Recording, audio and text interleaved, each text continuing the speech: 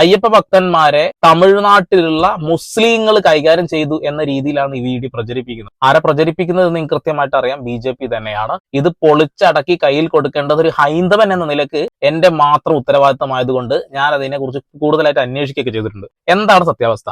ആന്ധ്രാപ്രദേശിലെ അന്നമയ ജില്ലയിലുള്ള റായച്ചോട്ടി എന്ന പ്രദേശത്താണ് അയ്യപ്പ ഭക്തരുടെ ബസ്സിന് നേരെ ആക്രമണം ഉണ്ടായത്. TV9 തെലുങ്ക് റിപ്പോർട്ട് ചെയ്തിട്ടുണ്ട്. 2024 ഡിസംബർ 5 രാത്രിയാണ് അയ്യപ്പ ഭക്തരുടെ ബസ്സിന് നേരെ കല്ലേറ് ഉണ്ടായതെന്നും പിറ്റേന്ന് അയ്യപ്പ ഭക്തർ ഉൾപ്പെടെയുള്ള ആളുകൾ സംഘടിച്ച് പ്രതിഷേധിച്ചുവെന്നും റിപ്പോർട്ടിൽ പറയുന്നുണ്ട്. എന്താണ് സംഭവം എന്ന് വെറും വാർത്തയായിട്ട് വായിച്ചു കേൾപ്പിക്കുന്നില്ല, നിങ്ങൾക്ക് കാണാം. आंध्र के रायचोटी शहर में दो पक्ष आपस में भिड़ गए हैं। अयप्पा मंदिर जा रही बस पर हमला किया गया है। श्रद्धालुओं के साथ मारपीट की घटना हुई है। भीड़ ने बस पर हमला बोला है।